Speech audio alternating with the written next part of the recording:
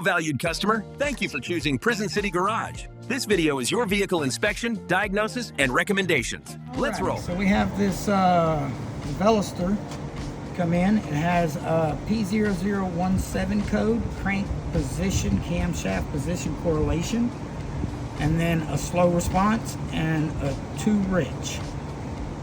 So what we first wanted to do was we wanted to verify that these two sensors right here, these are your cam sensors. You have your intake and your exhaust. We wanted to verify that this sensor was reading properly, just to make sure it was even reading at all, because if it's not reading, then it doesn't know what to do with the timing. So we went on ahead and verified both of these sensors do work, and then we also verified your crank sensor, which is down there, also works. Here's our live data reading. So here's our intake cam sensor, here's our exhaust cam sensor, and then here's your crank sensor. So we do have all three sensors reading, so it is not a sensor issue. So then my next step was, you have these oil control valves right here. You have one here, and you have one right there. So the first test was to make sure that those are working. So you pull them out and inspect the screens. They're gonna look like this one right here. Here's a brand new one. They're gonna look like this. You got those little micro screens right there that are usually dirty, but these are not dirty. And then there's a little plunger there, and it does activate, and I watch the plunger move. So I don't think it's going to be these solenoids. So then I'm like, oh, well, next step is to pull the valve cover off and verify timing.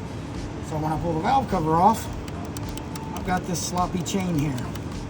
I mean, I can almost pick it up and pull it off of those teeth right there. This chain should not be this loose. So either A, we're having an issue in these phasers, or we've got a slack chain. And at 74,000 miles, I'm really not thinking chain.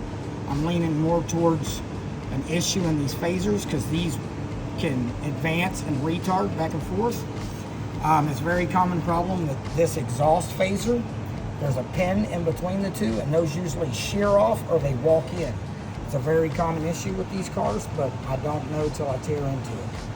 But I'm leaning more towards a timing issue than a sensor issue.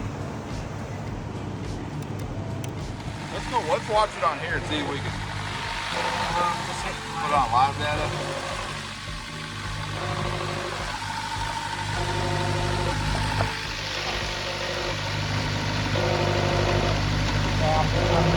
That's the intake solenoid.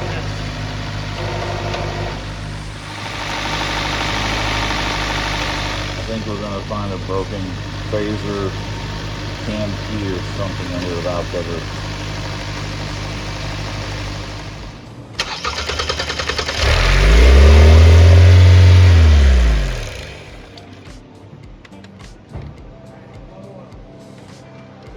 I can almost pop it off. See? Yeah, make that noise. I think that's what we're hearing under the valve cover.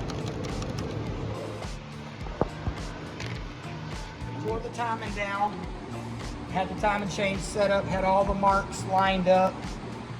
I didn't really see any discrepancy in the chain, so I have to take this off to inspect to see if this guide pin is sheared off. Go back, go back. Oh, that ain't even tight. Oh, that should have been really, really tight. It's not a good sign.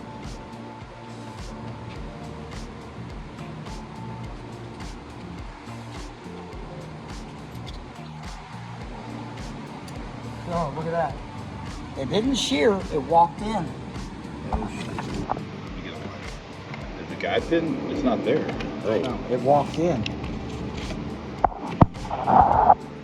Holy moly. Okay, so the guide pin off the camshaft that engages this phaser. You can see the damage there. Yep. Oh, right there. Okay, that's our timing correlation code. So we're going to replace this phaser because the phaser is damaged. And how do we manage this pin?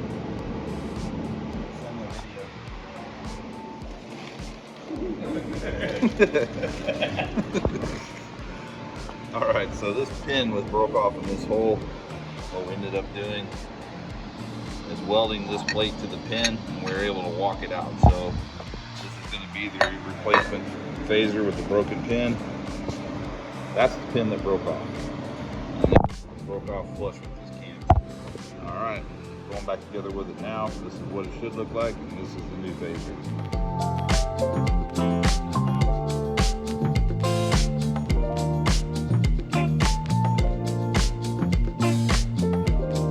Customer, we have completed your repairs and your vehicle is ready to roll. You are welcome to pick it up anytime. We appreciate your business. Thank you for choosing Prison City Garage. See you soon.